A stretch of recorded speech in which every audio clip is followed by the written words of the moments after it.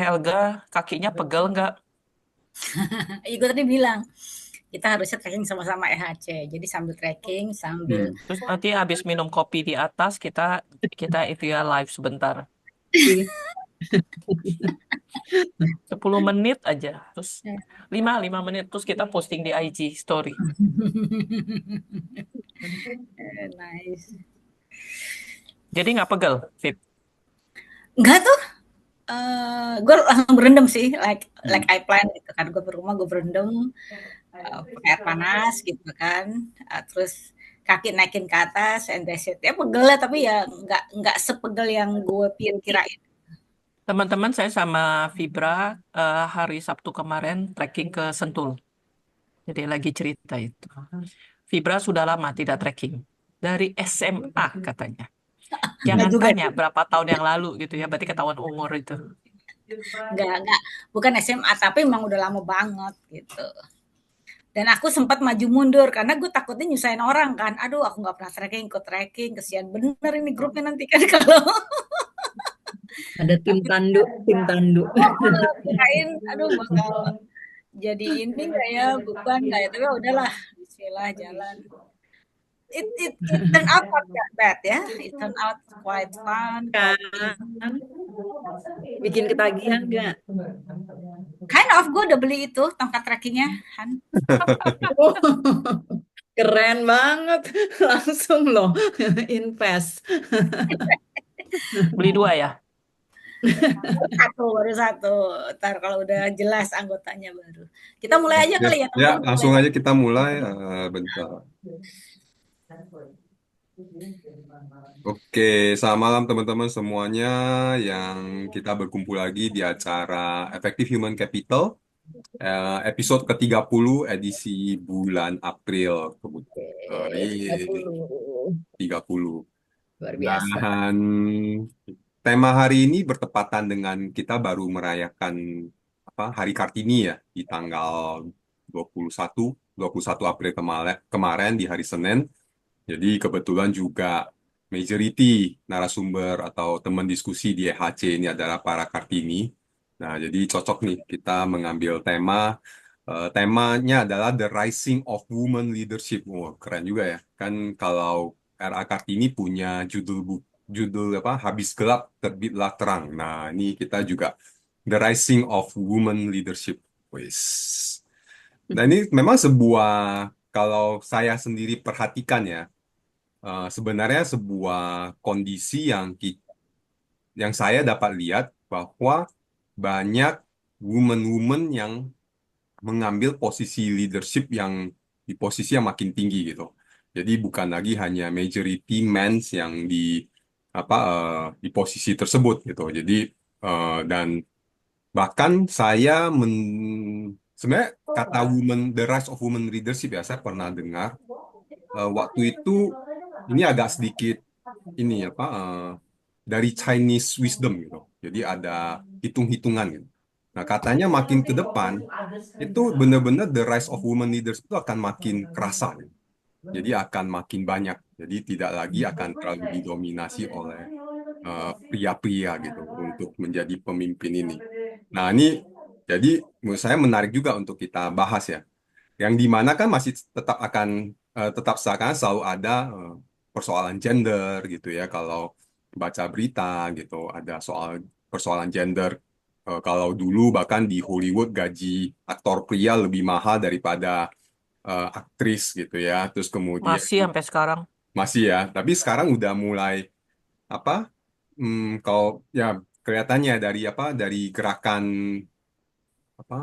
Me Too atau apa gitu itu mulai terjadi hal-hal kesetaraan gender makin tinggi walaupun mungkin kata kesetaraan itu akan jadi kamuflase lah ya kita nggak akan pernah mampu benar-benar seimbang gitu tapi at least nah bagaimana peranan wanita yang kita mau bahas hari ini adalah bagaimana peranan wanita di dalam konteks kepemimpinan kenapa uh, bukan membandingkan ya otomatis terjadi perbandingan tapi kita mau lebih sisi adalah why gitu a woman can lead and how apa yang membedakan juga satu sama lain ya apapun ya seperti biasa kita nggak ada scripted jadi so anything to talk about gitu Nah, seperti biasa, umumnya kita mulai dengan Bu Fibra yang kasih pembuka awal nih. Jadi, dan tadi Always. sebelum kita ini sempat Bu Fibra juga ada ngomong, besok kan juga ada talk show tentang women ini juga. Jadi, I think it's a good moment juga untuk test the water juga gitu ya. Ya, Fibra Nggak, ngomong di mana pemanasan besok? ya, pemanasan. Di kantor kita mau bikin hari Kartinian. Jadi perempuan-perempuan kita kumpulin di function hall, terus sambil pakai baju kebaya gitu ya, Foto ya. sambil makan siang, sambil kita bilangnya lunch and learn gitu ya. Dan aku sempat sedikit apa sih ya riset-riset lah kondisi women leadership nih sejauh ini udah sampai mana gitu, karena kan discussion tentang women leadership ini menurut saya udah cukup lama ya ada di dalam khasanah organisasi gitu. Mungkin ada at least 15 years ya ago itu udah jadi program di kantorku yang lama untuk meningkatkan rasio ya women in leadership. Jadi sudah ada program-program yang secara spesifik meningkatkan representasi perempuan di kepemimpinan gitu. Malah waktu itu kita ada targetnya lah gitu ya.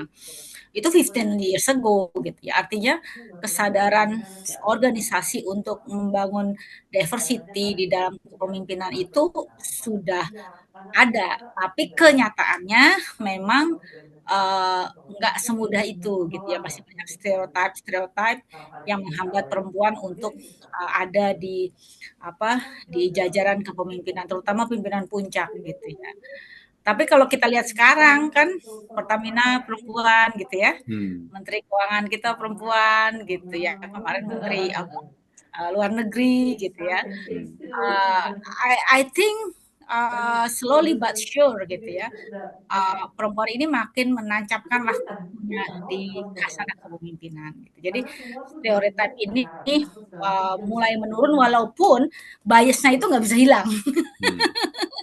Itu kayaknya udah fitrah ya, kalau kita ngeliat perempuan kita akan bilang perempuan itu kan banyak bebannya, ngurusin rumah, ngurusin anak gitu ya. Dan kalau misalnya dia perempuan itu sibuk ya atau kuat gitu, maka ada kecurigaan gitu ya, wah hidupnya nggak seimbang, ada yang dikorbankan. Beda banget ya kalau laki-laki dia sukses di karir, everyone applause and celebrate. Tapi kalau woman rise in leadership, people start question, what happened with your family, what happened with your kids. Nggak tahu apakah Hani sama Bu Mimi relate tuh Bu dengan stereotype itu. Silakan. Oke. Gimana? Maksudnya ini berarti kita bicara tentang stereotip dulu ya, bahwa saat ini ada sebuah pandangan umum tentang wanita yang kalau ya memang punya beban ya tadi kemarin sempat ada obrolan dengan teman ya di ngobrolan nggak sengaja aja. Sebenarnya itu ngobrolan santai yang dimana mengatakan bahwa soal karir gitu.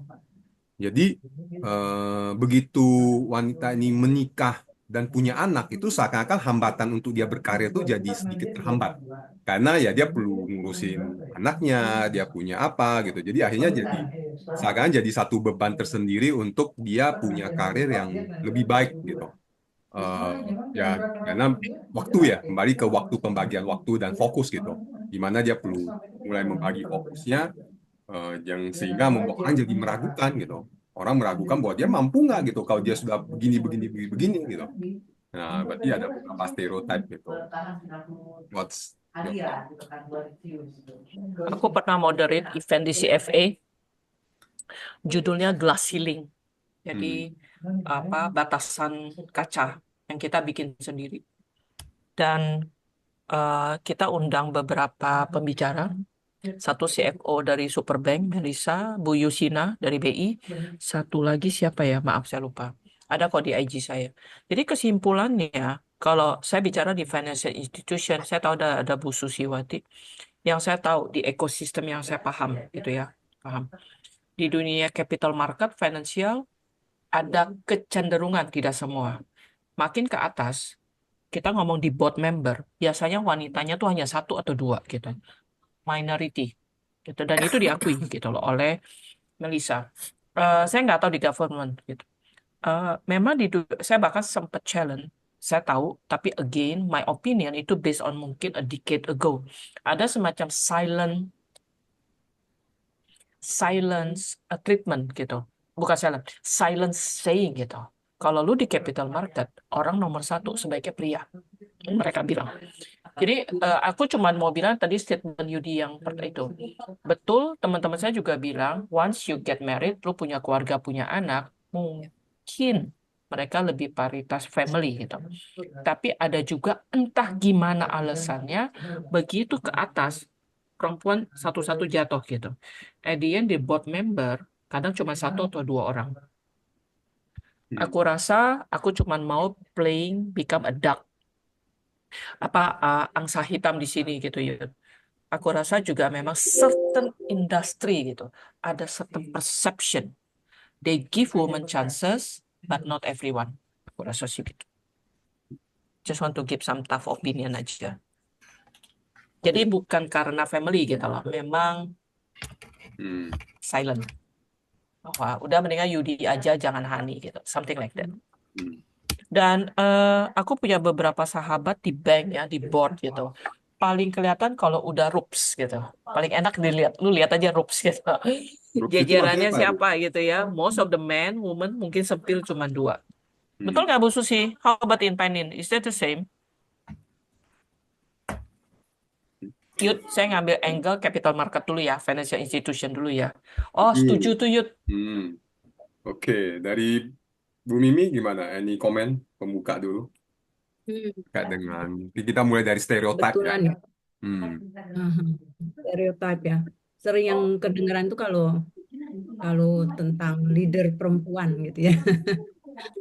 Itu bisa sangat challenging gitu ya. Karena stereotipnya bisa sangat kuat banget, dominan banget gitu ya, alpha female gitu. Hmm. Nah, itu sih paling kalau untuk leader perempuan kadang-kadang orang suka wah, atasannya perempuan ya. Ini pasti eh, alpha female banget nih gitu kan, yang lebih lebih strong lagi daripada cowok gitu loh. Hmm.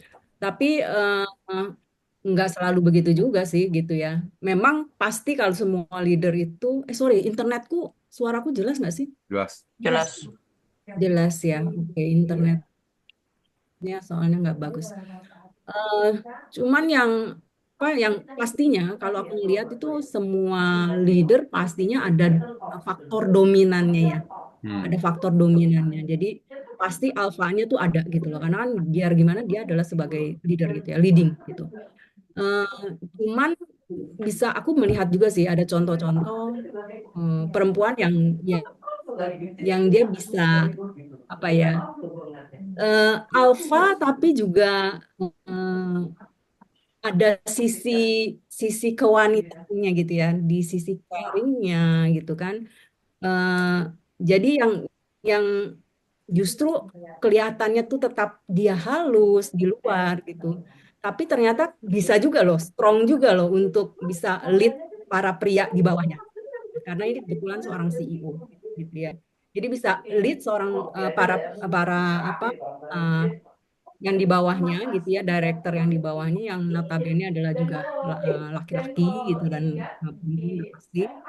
Eh, yang tadinya kita pikir dominan banget sebelumnya gitu ya, tapi ternyata bisa tuh di-lead oleh eh, CEO ini yang perempuan ini dengan yang kalau kita lihat dari luarnya itu adalah gayanya ya lembut gitu ya, maksudnya ternyata bisa juga dia dengan kelembutannya itu tegas di dalamnya gitu ya. eh Stereotip lainnya adalah tentang kalau perempuan gitu ya menjadi seorang karir bagus itu paling strugglingnya adalah ketika karirnya lebih bagus daripada pasangannya, karena bisa jadi itu adalah menjadi challenge juga gitu ya, karena kan ini soal eh, apa eh, culture-nya kita juga gitu ya, bahwa laki-laki sebaiknya lebih lebih tinggi daripada perempuan gitu kan. Jadi ketika perempuan itu dalam berkarir dia perlu juga menyeimbangkan dengan pasangannya gitu ya. Bagaimana dia bisa tetap eh, contohnya lah Bu Fibra gitu kan, maksudnya adalah sebagai seorang perempuan yang sukses gitu ya, sebagai seorang direktur. Beliau juga kan perlu untuk kalau kembali ke rumah ya menjadi ibu gitu kan, yang serving the family gitu. Jadi hal-hal seperti inilah yang mungkin menjadi challenge dari perempuan ya untuk dia bisa maju berkarir, memenuhi aspirasinya dan mengaktualisasikan dirinya. Jadi memang perlu ada support system yang kuat banget gitu ya dari keluarganya juga. Itu sih Hmm. kalau menurut saya, Yud. Oke, mungkin dari sini kita dapat mungkin membahas bukan lagi soal stereotype, dan nextnya itu adalah kan ya we still believe lah ada place-nya masing-masing gitu ya, dan how a woman be in the leadership thing can make a difference. Nah, mungkin itu yang kita dapat bahas gitu. How woman in the leadership position, atau how woman can be a leaders gitu. Mungkin dapat memberikan inspirasi kepada teman-teman yang di luar sana yang merasa oke, gua wanita ini kayaknya nggak punya kesempatan atau kesulitan dan sebagainya. Dan I hope this conversation dapat memberi mereka inspiration untuk oke, saya punya chance, punya capacity atau apa untuk dapat grow and be apa dalam konteks karir, be a leader atau apa gitu. Ya, setelah memang ada stereotip itu kan kita tidak dapat hindari juga, dan kita tidak memperjuangkan itu juga gitu, karena itu nggak akan pernah habis gitu. Namanya manusia kan suka ada apa pikirannya tuh ya, perbandingan tuh akan selalu ada gitu. But how we can inspire, terutama dari teman-teman yang di luar sana. Kalau di sini kebetulan juga ada Ibu Fibra, Bu Mimi, Bu Hani, you guys have a position yang menurut saya juga being a leader, karir dan sebagainya, dan juga mengurus banyak hal, satu dan lain hal gitu. Dan uh, how we can inspire mereka terkait dengan being a woman, oke, punya kesibukan, oke, ngurusin rumah, iya, ngurusin anak, iya, but still can be have a good career and be a good leader gitu. Dari siapa dulu nih? Aku boleh nggak sharing Ya, data dulu nih, sharing angka ya. oke, bentar ya. Apa woman gitu ya di dunia apa organisasi sekarang udah di mana gitu, karena apa yang tadi kita sampaikan mengenai stereotyping itu memang persis ya, itu selalu ada gitu. But kita juga perlu mungkin proud juga bahwa ternyata uh, gimana cara sharing? Hmm.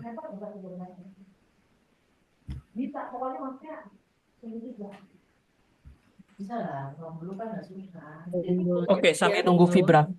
Aku rasa eh, setuju sih yang tadi diomongin bahwa mungkin ya ada stereotip. Oke ya, sudah Fib. Oke. Oke. Oke kah? Hmm. Oke, ya.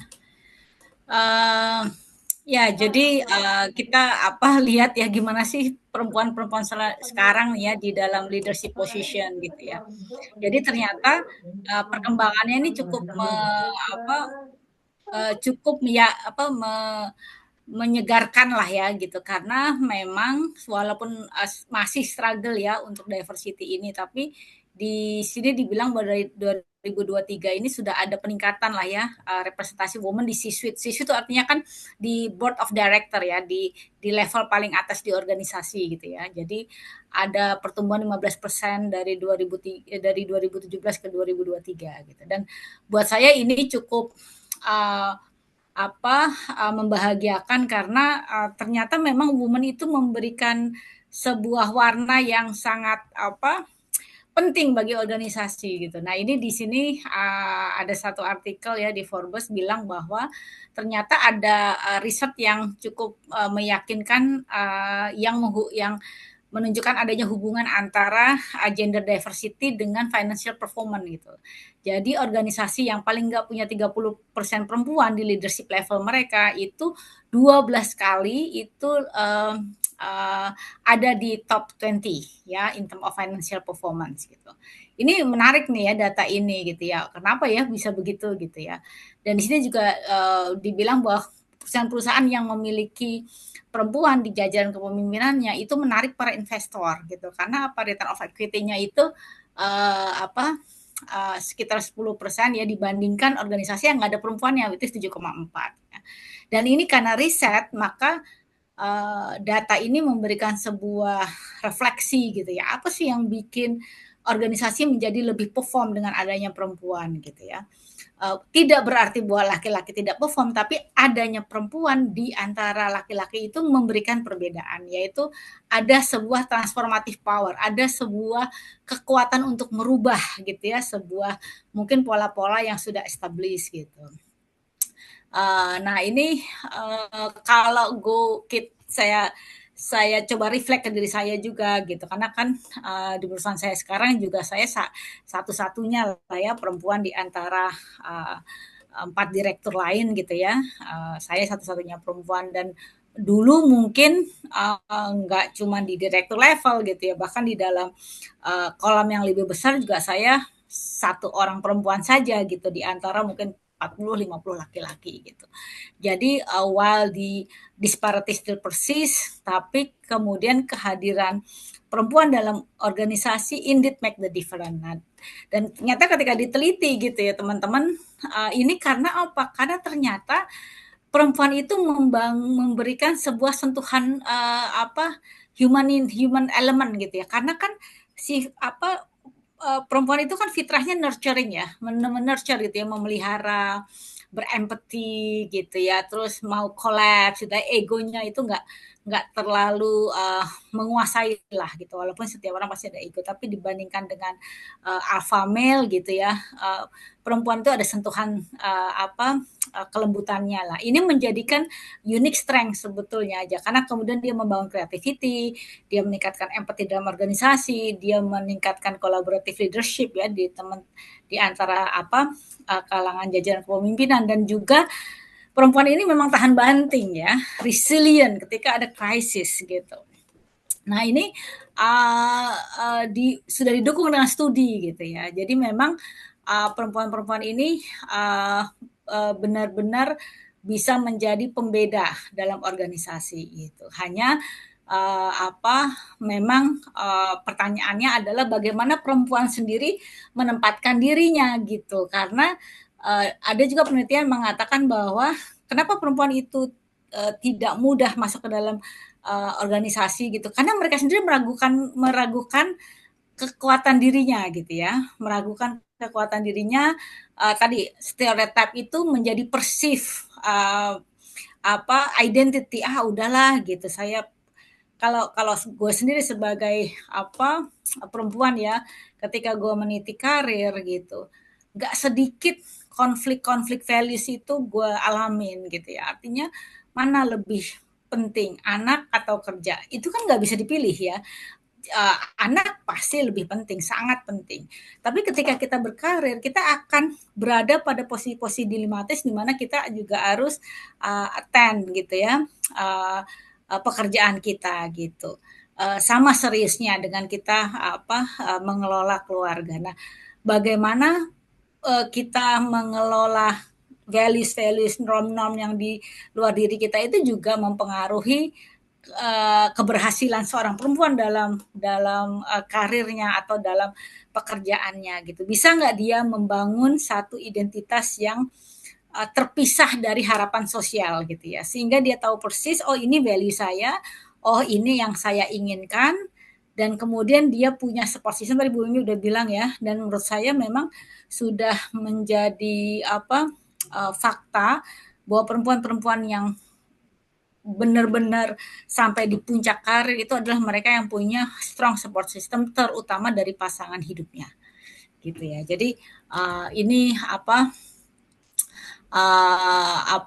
masuk ke dalam 3 elemen ini gitu ya. Jadi ketika support sistemnya kuat, ya akhirnya perempuan ini merasa bahwa nggak ada yang salah dengan dia berkarir. Saya yakin kayak Ibu Sri Mulyani gitu ya, Ibu Retno gitu ya, yang dia benar-benar ada di puncak karirnya, itu mereka yang merasa dirinya itu ya punya hak yang sama gitu ya, punya nilai yang sama gitu ya, dan kemudian itu membangun keyakinan gitu ya, self efficacy bahwa ya saya bisa melakukannya gitu ya, nggak ada hubungannya sama gender, saya punya kemampuan dan saya bisa melakukan, sehingga ada self confident untuk dia benar-benar masuk ke dalam leadership ya, sehingga kalau tiga bangunan ini dimiliki oleh seorang perempuan ketika dia meniti karirnya, maka tentu batasan itu menjadi dengan sendirinya tidak relevan gitu ya. Nah ini yang apa juga saya amati gitu ya.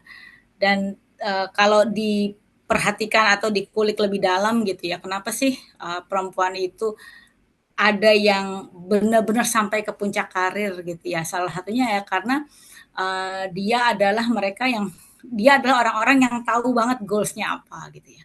Kalau dia udah tahu goals-nya apa, dia clear atas dan dia kemudian melakukan action untuk mengadvance ya dirinya, maka itu salah satu faktor kuncinya. Kedua, tadi autentik, dia nggak terperangkap sama persepsi sosial, dia tidak terperangkap pada ekspektasi sosial, tapi dia benar-benar tahu siapa dirinya, dia terima kelemahan dan kelebihannya dan dia strive gitu ya. Dan kemudian connection gitu ya. Ini yang menurut saya memang fitrah dari seorang perempuan itu adalah allyship ya. Dia bisa membangun orang-orang yang bisa mendukungnya gitu. Dan wholeness ya. Wholeness ini adalah jadi perempuan-perempuan yang karirnya ini benar-benar bisa di puncak itu, dia melihat bahwa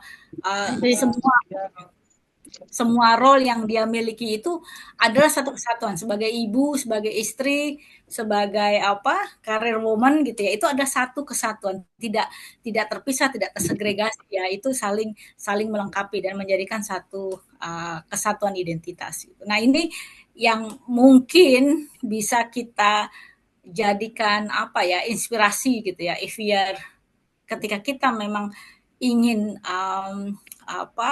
sampai ke puncak karir kita apapun itu gitu, maka yakinlah gitu ya bahwa kita punya semua ingredient yang dibutuhkan gitu. Mungkin itu yang bisa gue share dari apa yang I try to find out ya dari Women in Leadership ini. Vip, Yes. Vip, aku mau tanya yang slide ini yang tadi, yang 4.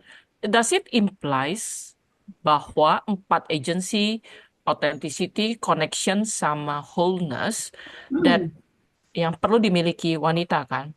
Does it implies itu tidak perlu dimiliki oleh pria?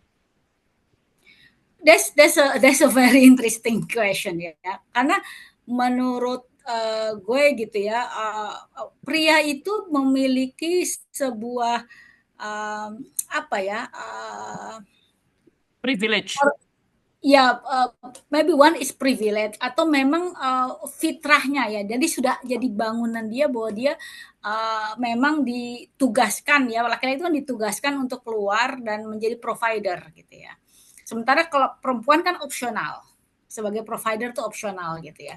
Mau kasih provider boleh, kalau bisa enggak juga memang bukan itu yang ditugaskan untuk kamu gitu ya. Nurturer, dia lebih, kalau perempuan tuh lebih untuk take care and nurture gitu. Sehingga menurut aku kenapa 4 agensi ini menjadi penting bagi perempuan untuk disadari, karena perempuan punya role yang banyak tadi gitu ya. Kalau dia dengan role yang banyak itu dia tidak mampu membangun agensi bagi dirinya, dia tidak mengerti apa yang dia inginkan gitu ya. Dia tidak menggunakan nature kekuatannya itu membangun koneksi, dan dia tidak hidupnya itu tidak terbelah-belah gitu ya, tapi memang menjadi satu kesatuan, maka akan sulit bagi perempuan untuk berada di leadership position kalau menurut aku ya, karena dia nanti self efficacy-nya tuh tidak terbentuk. Aduh, bisa nggak saya, kan saya ibu, saya istri gitu. Dan itu nggak sedikit ya dalam dalam lingkungan saya yang saya perhatikan memiliki belief itu gitu. Sementara kalau saya, karena saya punya agensi yang cukup kuat dari awal meniti karir bahwa saya menginginkan satu pertumbuhan gitu ya, sehingga memang along the way gitu ya, perjalanannya adalah bagaimana membangun tadi self esteem yang solid, yang unshakable gitu ya, kemudian me, menjaga self efficacy gitu ya, terus membangun self confidence dengan terus menerus meningkatkan kemampuan gitu. Jadi memang kalau perempuan ini kenapa perlu 4 agensi ini, yaitu tadi karena dia lebih banyak tugas hidupnya, mungkin itu ya. Ini gue take away gue, nggak tahu gimana Bu Mimi, Yudi, maybe you have Ya. different opinion. Yeah.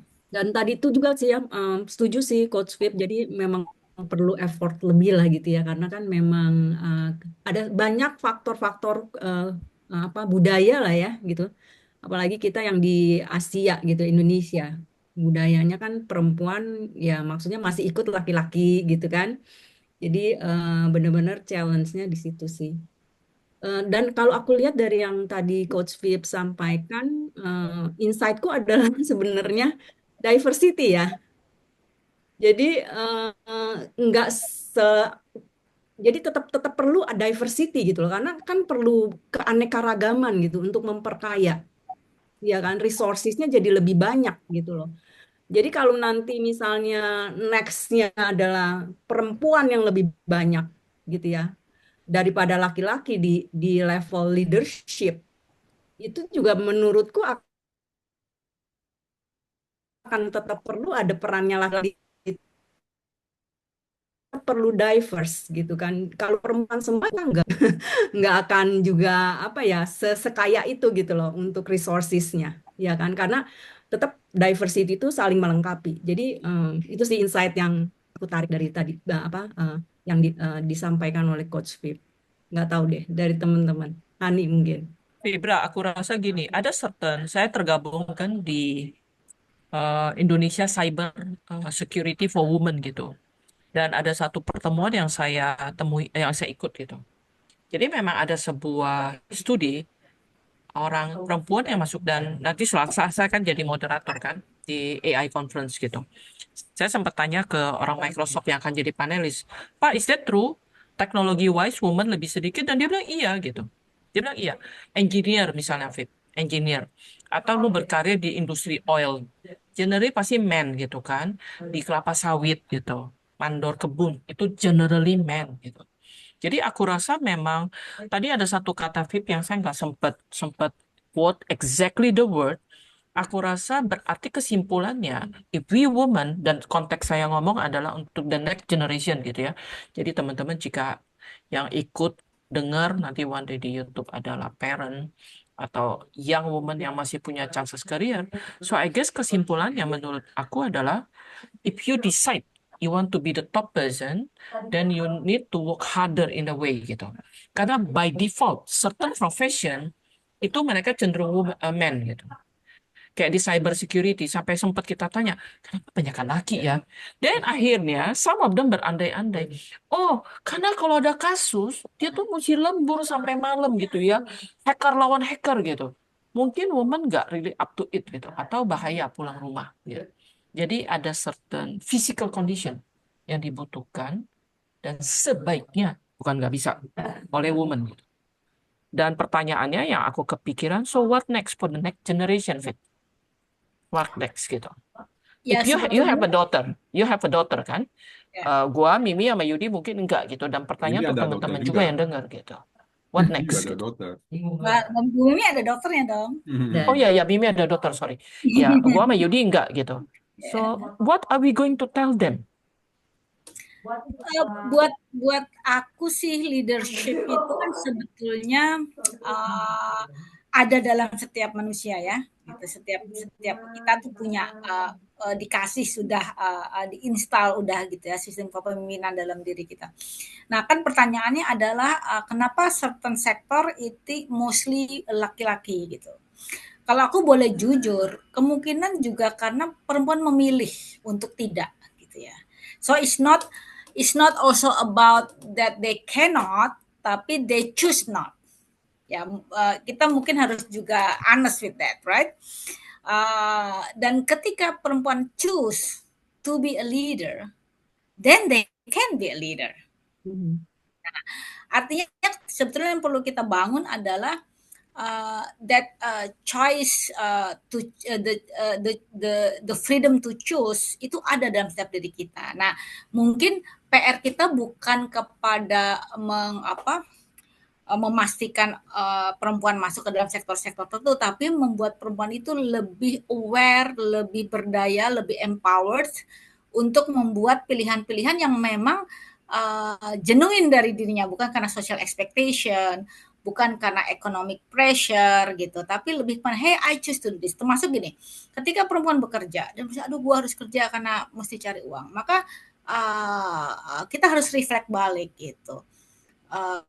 Reflect baliknya adalah gini, harus itu kan kita yang menciptakan. Tapi kalau you also find fun, joy dalam pekerjaan gitu, why you should put kata harus? Kadang-kadang harus ini kan seperti kayak socially aku di expect-nya nggak kerja, tapi aku harus kerja.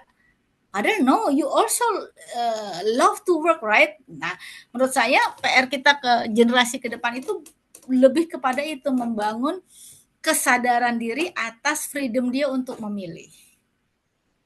That's my point of view. I think I like that. Jadi sebatas aware, you can choose to, either lu choose to berkarir atau tidak. That because lu memilih itu bukan dipaksa gitu. Exactly. Oke. Nah, jadi sebenarnya dari sini ya sebenarnya dalam benak saya juga ya ini menjadi satu encouraging lah ya buat para women gitu ya di sana for the next generation juga. Ya menurut saya setiap orang akhirnya punya privilege-nya masing-masing juga, punya weakness masing-masing, mau cowok mau cewek gitu ya. Misalnya tadi akhirnya kalau kerjaan berat lebih banyak di cowok gitu. Karena dianggap lebih ya itu secara fisik lebih kuat. Ya nggak tahu itu kabar baik atau kabar buruk juga gitu. Sedangkan lebih boleh nggak perlu lembur atau apa gitu ya. Jadi everybody got their own privilege masing-masing lah gitu. Nah tinggal tadi ya memang kalau saya juga perlu akui gitu. If we see a woman, my mom gitu ya, my wife gitu.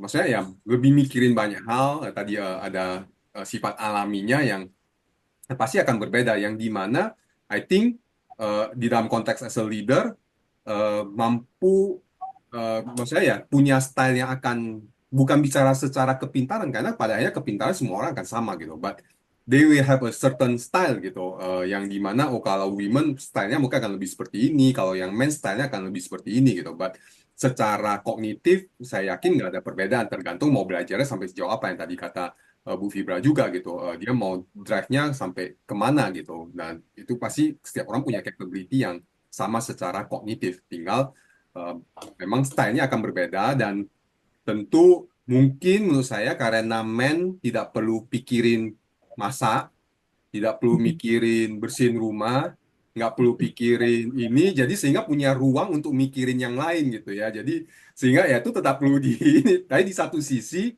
tadi kata siapa Bu Susi nggak memperhatikan detail jadinya misalnya. Sedangkan women dia perlu memperhatikan ini, perlu memperhatikan ini, perlu memperhatikan akhirnya banyak yang perlu dipikirin di dalam benaknya jadi lebih detail-detail yang perlu dipikirin yang menjadi hal baik juga. Jadi so ya at the end everybody fitrahnya masing-masing. Betul. Fitra is I one guess thing, tapi selalu ada ruang untuk belajar kan. Ya. Jadi sebetulnya Yud, PR ya untuk women in leadership ini kita bicara tentang leadership itu adalah membangun pemaknaan baru tentang leadership. Karena leadership itu not always in the organization. Nggak harus jadi direktur that you call yourself leader, right?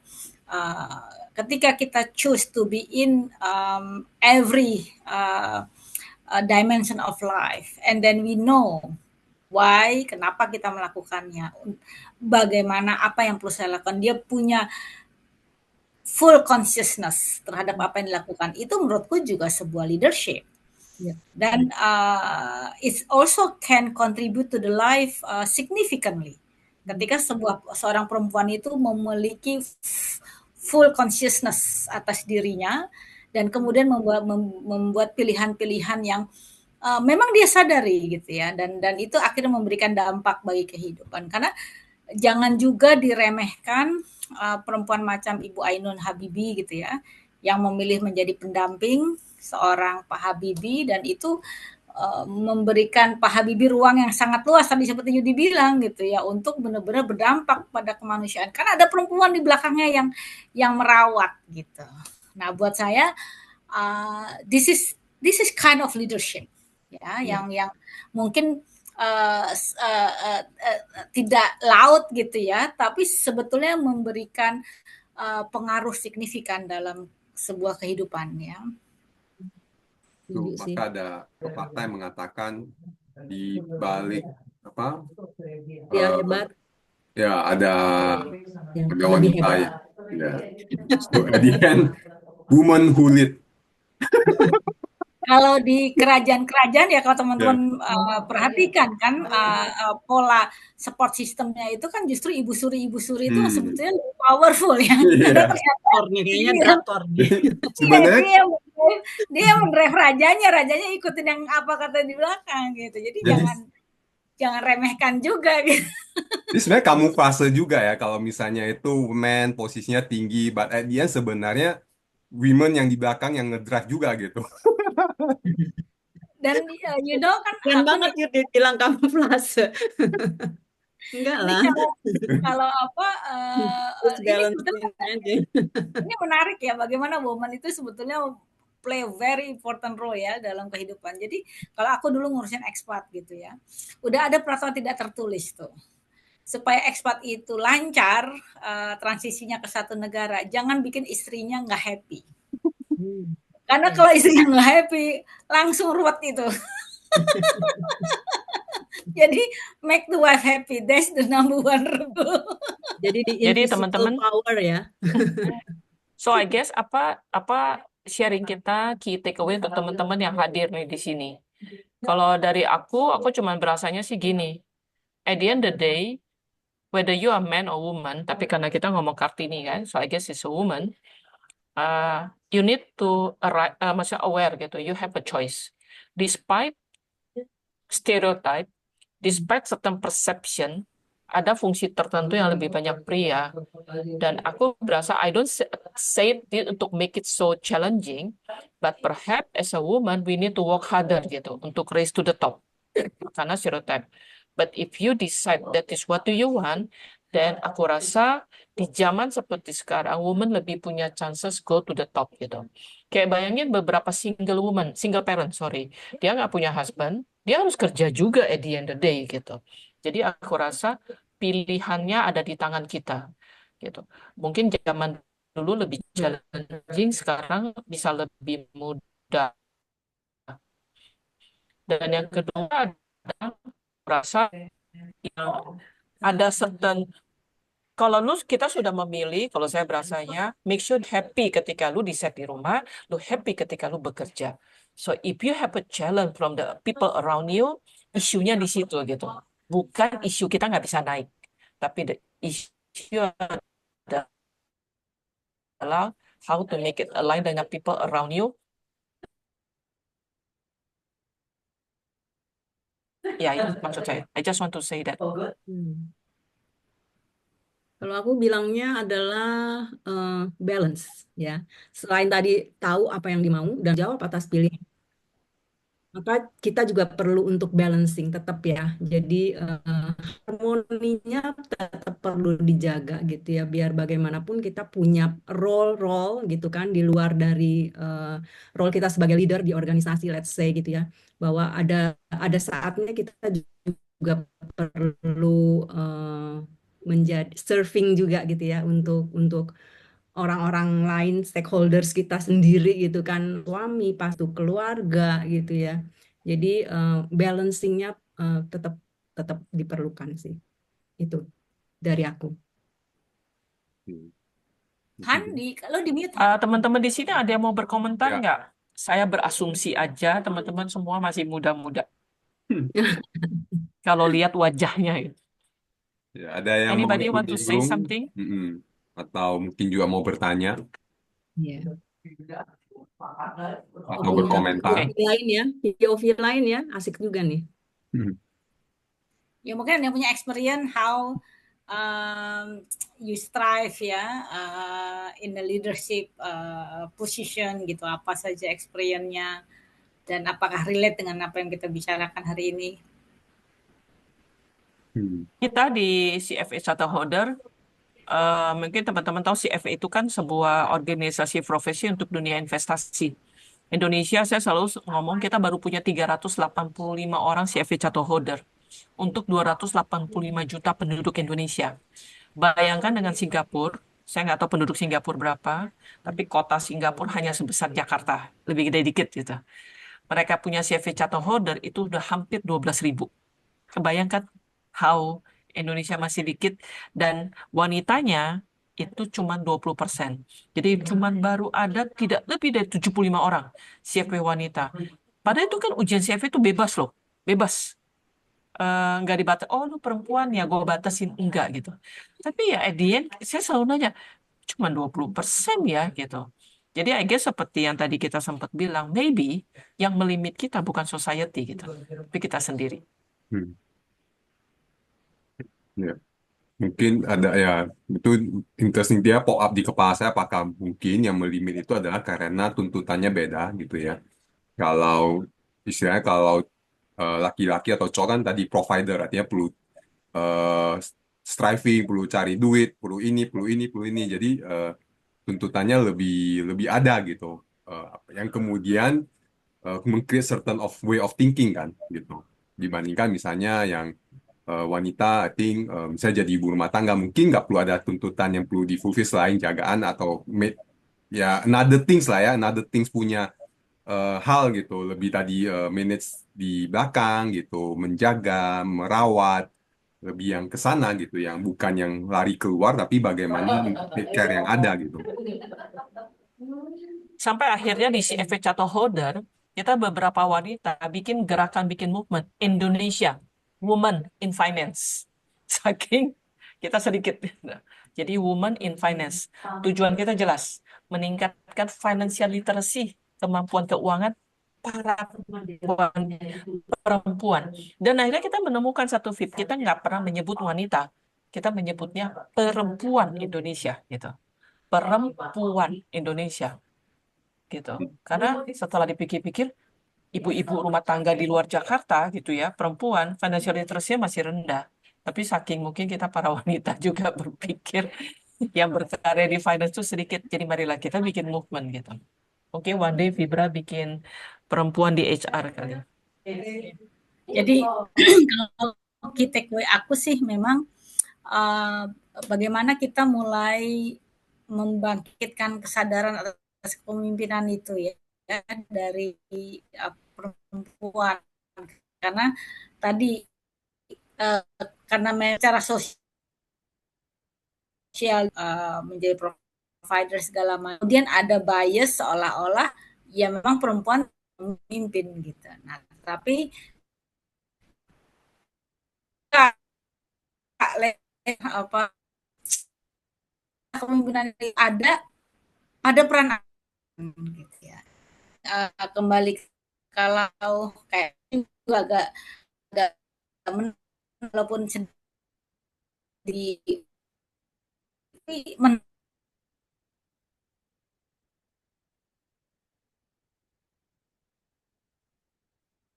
artinya udah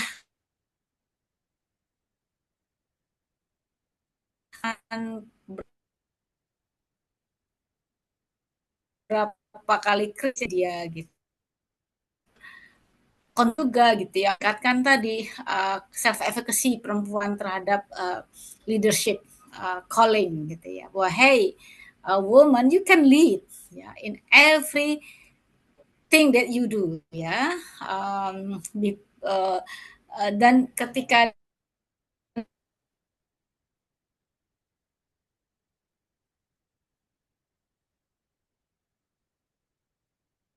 dia punya efficacy ini mudah-mudahan kemudian dia memberikan berarti. ya oke ya like yeah bring more inspiration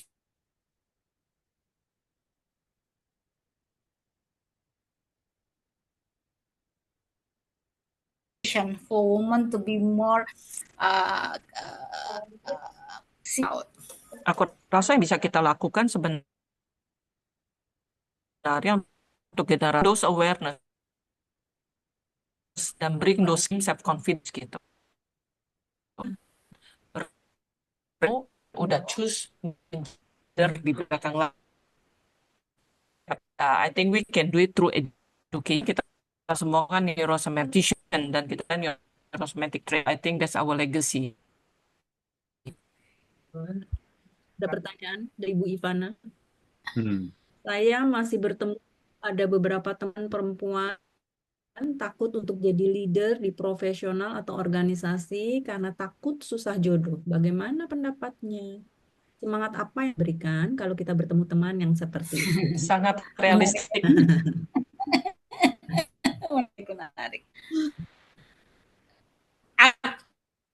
Saya mungkin kenapa memang katanya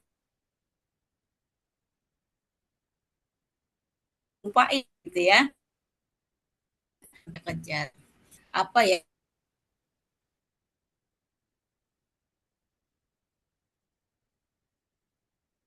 fenomena yang memang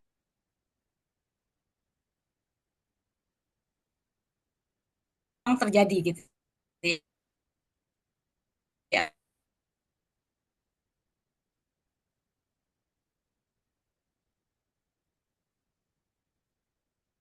dibilang balik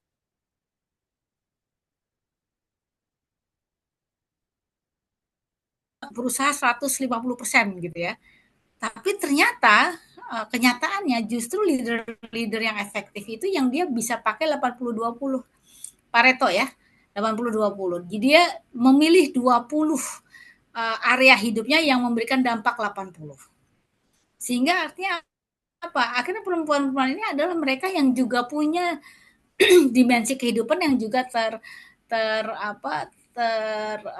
tidak terabaikan lah gitu. Nah ini juga bagian dari pendidikan yang menurut saya masih perlu kita lakukan ya di society. Dan itu harus dilakukan early state ya. Umur-umur 20 ya anak-anak baru mau bangun karir itu dia dibangun konsep tentang keseimbangan hidup ini ya. Kalau kata mama saya, Ivana, lu nggak punya karier, belum tentu lu dapat jodoh yang baik juga. Lu berkarier, belum tentu lu dapat jodoh yang tidak baik. So I guess the day dipisahin aja mau dapat jodoh yang lebih baik, mau punya kehidupan yang lebih karier, itu dua-duanya perlu doa, katanya gitu. Ya sih, kalau saya akan jawab.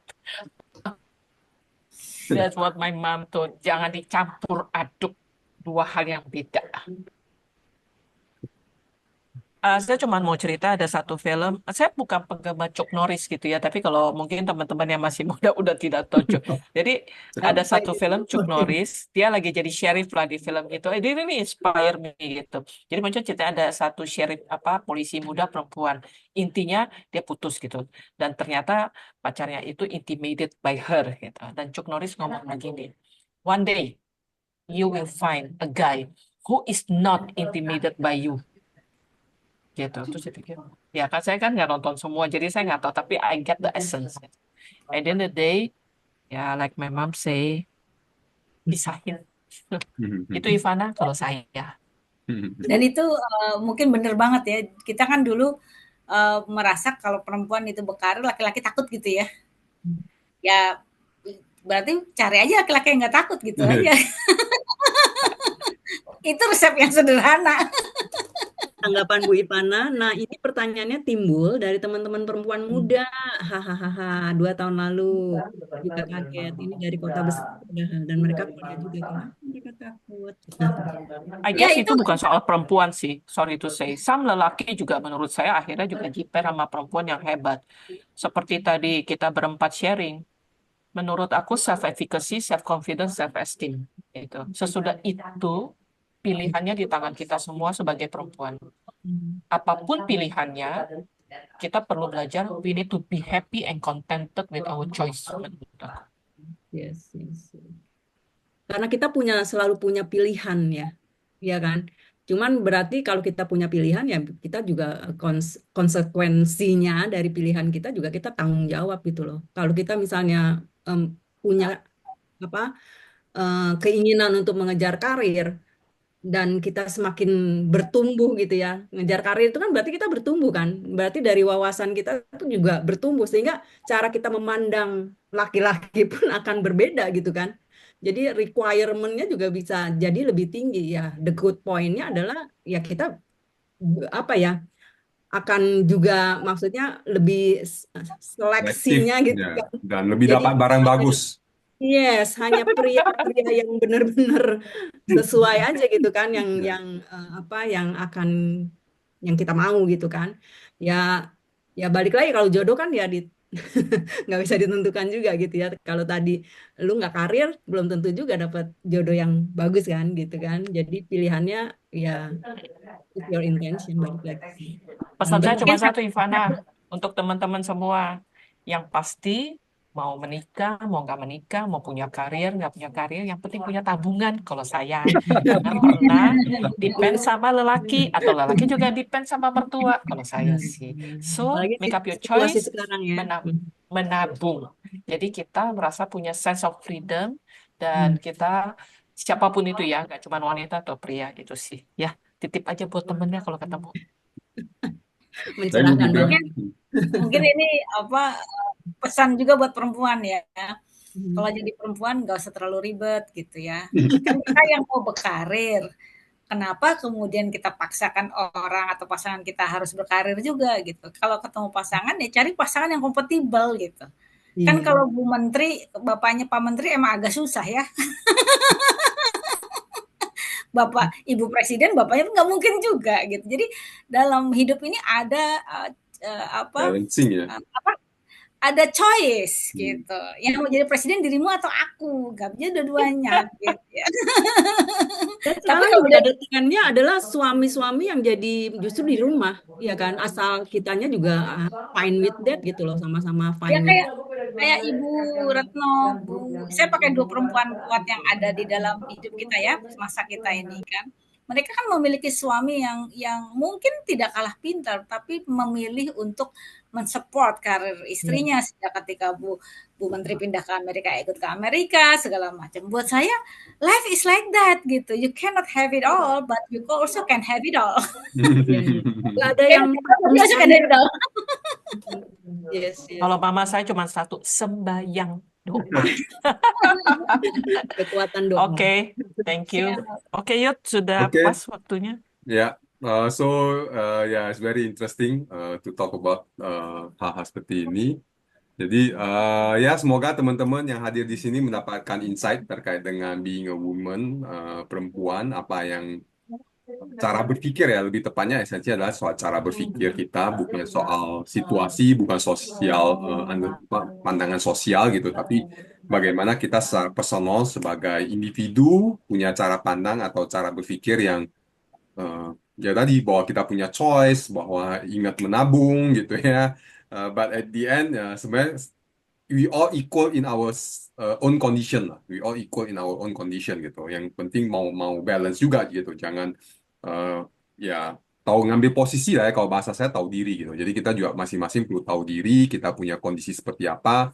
Jangan mau dua-duanya, mau ini, mau dan itu, kadang-kadang nggak memungkinkan seperti itu, ya perlu mampu nego dan berdamai gitu. Perlu, ya memang maunya sih dapat ini dan itu gitu, tapi ada situasi kadang kita perlu memilih ini atau itu juga gitu. Jadi ya, so it's about choices dan understanding the choices yang ada, dan well, have a happy life. Tanggung jawab dan konsekuensi, Yud. Jangan Nah, lupa, Yud. ya Tanggung konsekuensi jawab gitu. dan Dan konsekuensinya. everything has a konsekuensi gitu. Jadi maunya ini ya ada konsekuensi juga gitu. That's the Oke. part of decision gitu. Oke, thank you teman-teman, thank you Bu Mimi, Bu Fibra, Bu Hani untuk malam hari ini sharingnya terkait dengan the rise of women in leadership, dan juga teman-teman yang hadir di malam hari ini. Thank you untuk waktunya. Kita akan ketemu lagi di EHC berikutnya. Oke, Yes. selamat malam teman-teman. Terima kasih, Yud. Thank you, bye. Thank you.